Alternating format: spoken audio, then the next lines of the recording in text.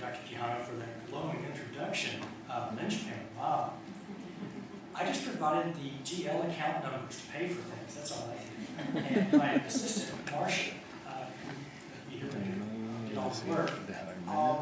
Also, I want to reiterate the work that Alexis White did to make all this possible. And Alexis, did you want to say something about the background of Whoever Speaks? Give it a bit of the floor, my time, to Alexis White. Hi, everyone. I'm Alexis White. I'm the coordinator of special projects for this division. And my primary role is to provide these interprofessional developments for you all as students so that you can network with practitioners of your particular discipline. The River Speaks is a brainchild of Dr. Madison's, and he gave me the great privilege to put these on for you. A couple months ago, we did one for healthcare professions down at Shrek, and it was the first one of the series. So, as you go to our college, you will see, you will have different River Speaks, but there will be different disciplines across the division. So, just because you're in humanities does not mean that you have to go to the only humanities ones. Go to each one of them, because as a student, you will grow to learn that you need to network with different people in different professions to potentially grow in your own. And that's the purpose of the River Speaks. Anybody have any questions? No? Okay, good deal. I just want to kind of put that on your brain. Thank you. Thank you, Alexis. You guys don't mind take the jacket off. It's a little warm in here. Right. We have some dignitaries in the audience. I'd like to recognize some of them. I can't remember everybody's title, but Professor Razzo is here, and Palacios, and Rodriguez, and Hopkins, from the Spanish department. Professor Woolley from history. Our head librarian, who has been doing a lot of great things for us in terms of programming here, Suzanne Beckett. And did I miss anybody? Well, at 9:30, we kind of didn't line up at the beginning with the change of classes. So we know that there's going to be several classes coming in at 9:30. So you get to hear me talk for a few minutes here as we stall for time. But it's important what I have to say, in that it explains why we do this.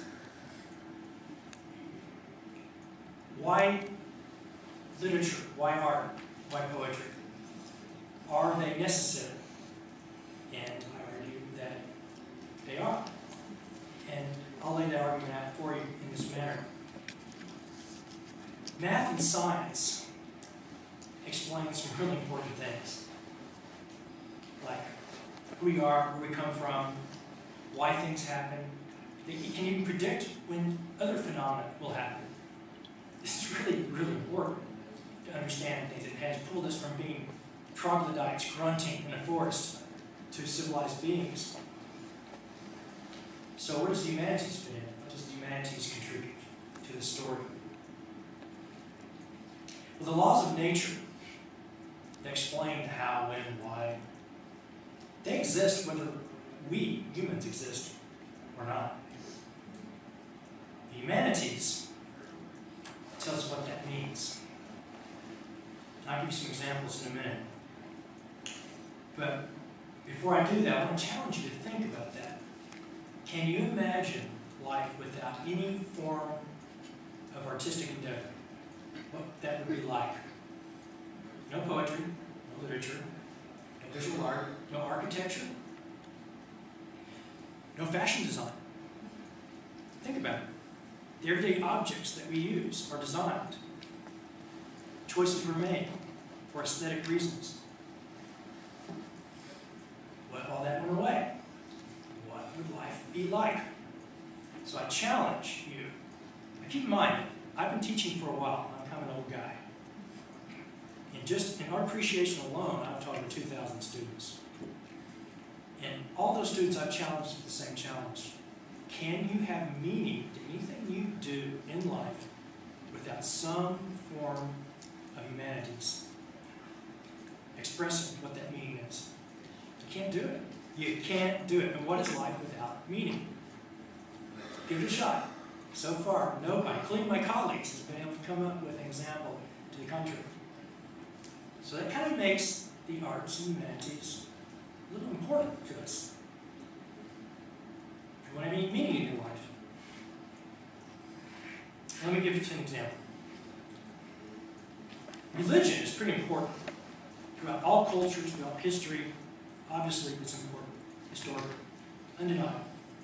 It's part of the fabric of human experience.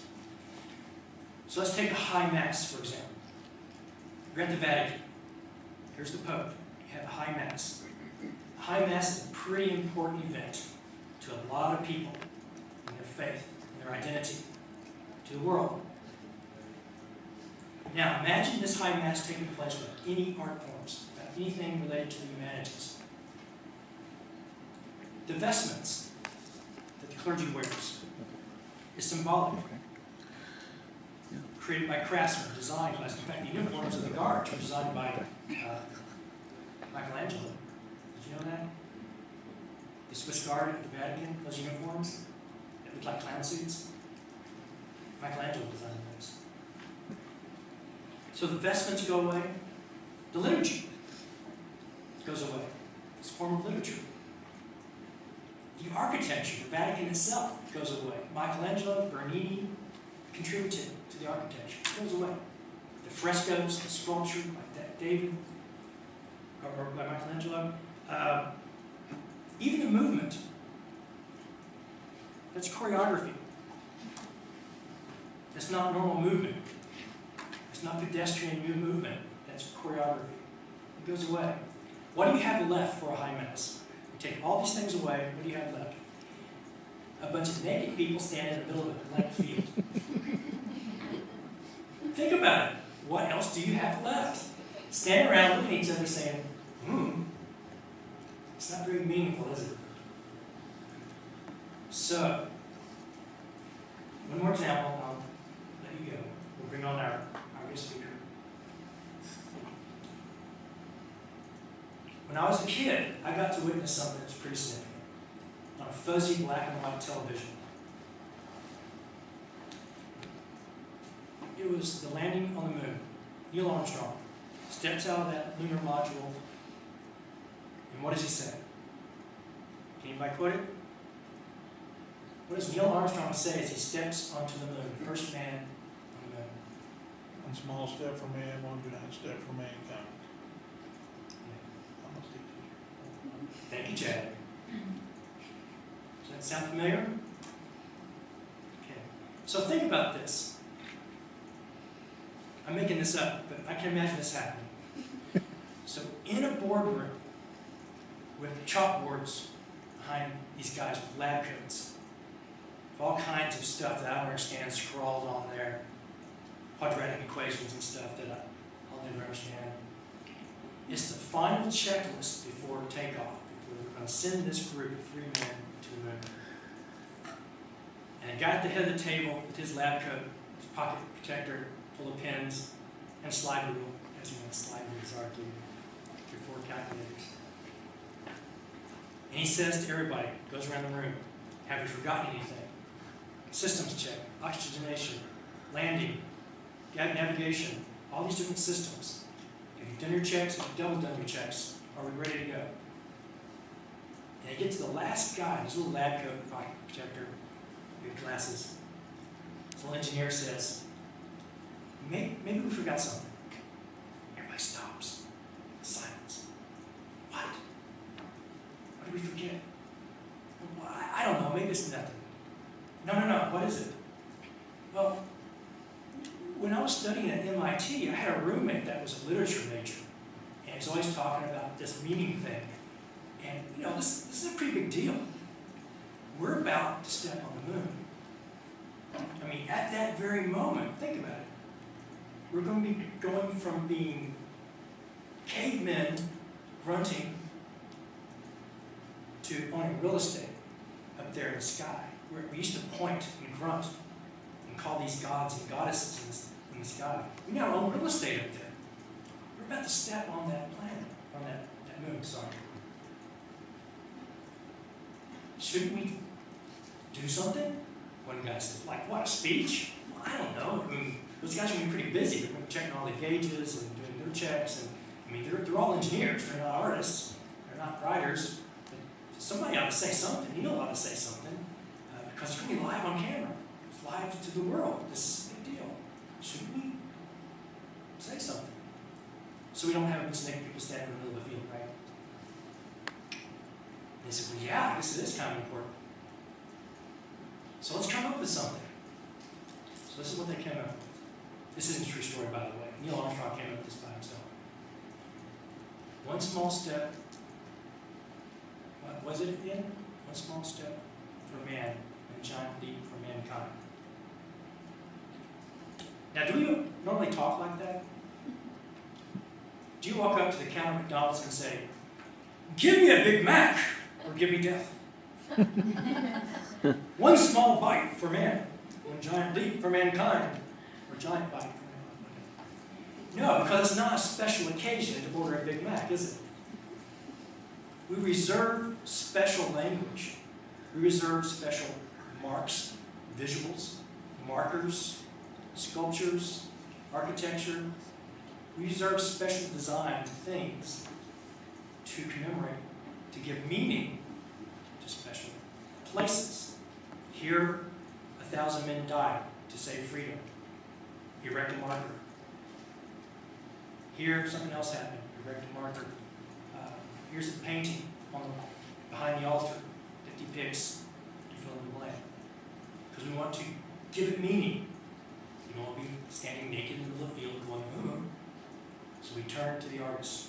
So that moment in history, when we stepped onto the moon, we turn to unusual language, to poetry, to metaphor, to symbol. One small step for a man, a giant leap for mankind. By the way, if you listen to the videotape, Neil Armstrong, who was pretty busy at the time, stepping on the moon, making sure that all the equipment was working and everything was going okay. He left out the article A. One small step for a man, one giant leap for mankind. Why is that significant? Quick, English majors. What does that change?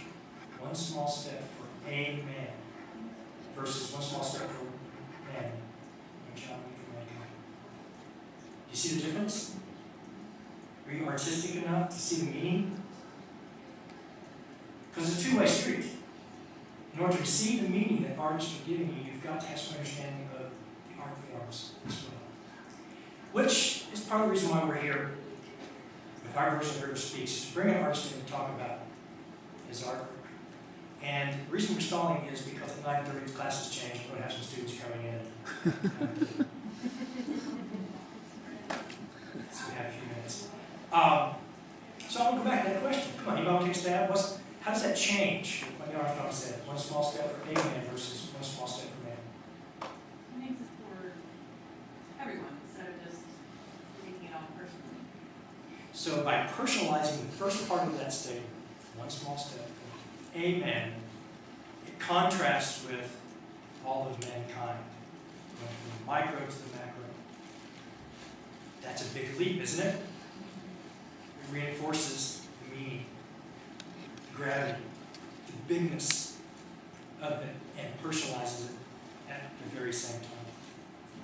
And when you hear a person speak about their personal experiences, we as humans naturally relate personally for ourselves, right? We can't help it. It's part of being human. And that's what we study in humanities, and that's what separates humanities from math and science.